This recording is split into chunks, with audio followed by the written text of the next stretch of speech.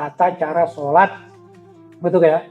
Ada orang membawa barang di saku, apakah sholatnya sah menurut mazhab Syafi'i? Saya katakan demikian. Barang itu ada dua. Ini kita urusan sholat loh ya. Barang ada dua. Barang yang boleh dimasukkan di saku dan barang yang tidak boleh dimasukkan di saku, begitu ya. Ini karena apa? Pertanyaannya membawa barang di saku kan gitu. Begini, pertama, kalau barang itu menyebabkan orang sholat menjadi terganggu, misalnya handphone yang terus berdering, nah itu tidak boleh. Ya, apalagi kalau misalnya ada alat ya menyimpan lagu, misalnya lagu-lagu apa saja lah. Kemudian waktu sholat disaku sehingga tatkala sholat mendengarkan musik itu jelas tidak boleh gitu ya. Kan ada itu alat-alat seperti itu ya. Atau mic itu apa, salon kecil gitu ya. Nah, tidak boleh. Jelas ini mengganggu sholat, dosa. Itu pertama. Yang kedua yang tidak boleh juga adalah barang-barang yang sifatnya najis. Najis itu macam-macam. Kalau misalnya ini barang kan suci ini ya. Ini barang suci. Tutupnya gelas ini kan suci. Tapi tadi saya tahu bahwa ini misalnya habis terkena kencingnya kucing misalnya ya. Kemudian ini kita saku. Ya nggak sah karena membawa barang najis dalam sholat, membatalkan sholat. Begitu ya. Termasuk juga yang tidak boleh adalah bangkai. Kalau bangkai besar, misalnya bangkai tikus, nah itu kan besar, kita saku. Jelas nggak? Boleh. Yang jadi masalah kadang-kadang orang nggak paham itu. Misalnya ada orang mainan lalat. Nah, lalat ini kemudian mati, kita saku, tidak sah sholatnya karena membawa bangkai.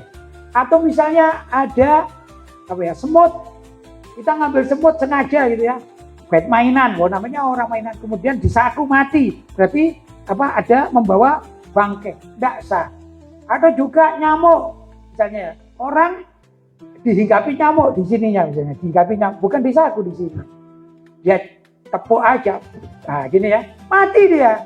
Dan matinya di situ, kita kemudian sholat dan tetap bangkai nyamuk tadi itu tetap di situ. Ini tidak boleh walaupun kering, tidak boleh. Kenapa? Ada kesengajaan. Pertama tadi menepuk nyamuk kan sengaja. Mainan semut dimasukkan kan sengaja. Mainan lalat dimasukkan kan sengaja. Ya.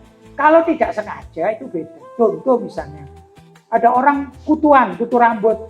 Kemudian dia tidak sengaja kutunya mati. Kan bangkai juga, dia tidak tahu kan, dia tidak sengaja. Apa ada orang sengaja cari kutu dimasukkan di sini kan tidak ada. Pasti ini hidup dengan sendirinya kan gitu ya. Nah, kalau tidak sengaja maka ma'fu namanya, ya ma'fu. Kedua barang yang boleh dibawa sholat, contoh misalnya siwak, alat siwak, miswak namanya. Ini kan tidak apa-apa, tatkala habis kita pakai taruh di mana? Saku. Ya kalau kita sudah mau takbiratul ihram kita pakai siwak, kemudian kita setelah siwak kita pergi ke kamar, telat nanti sholatnya, maka boleh siwak itu dipakai, habis dipakai ditaruh di mana? Di saku boleh. Ballpoint misalnya, ya kertas kecil yang tidak najis boleh enggak boleh? Boleh. Gimana dengan uang? Nah begini, uang menurut sebagian para ulama, kalau uangnya itu bernilai besar itu makruh dibawa sholat. Kenapa? Karena pikirannya ini menjadi pada uang. Waduh uangku sekian-sekian. Maka dengan gangguan pikiran terhadap uang tersebut makruh diletakkan di mana? Saku. Begitu ya. Kenapa? Mengganggu konsentrasi sholat. Tapi kalau tidak sampai misalnya ada orang jualan. Atau mungkin kalau kita bepergian gitu ya. Kadang-kadang kita ke toilet kita keluar dari mobil gitu ya. Dan ada toilet, kita bawa uang 2.000, ternyata di toiletnya gratis. Kemudian kita letakkan di mana? Di saku. Kemudian kita ke musola atau ke masjidnya. Kan sering terjadi begitu. Nggak sempat kembali ke mobil karena jauh parkirnya. Gimana? Dengan uang sedikit, nggak apa-apa. Ini termasuk sama halnya membawa kertas, membawa pensil, ballpoint, kayak gitu ya.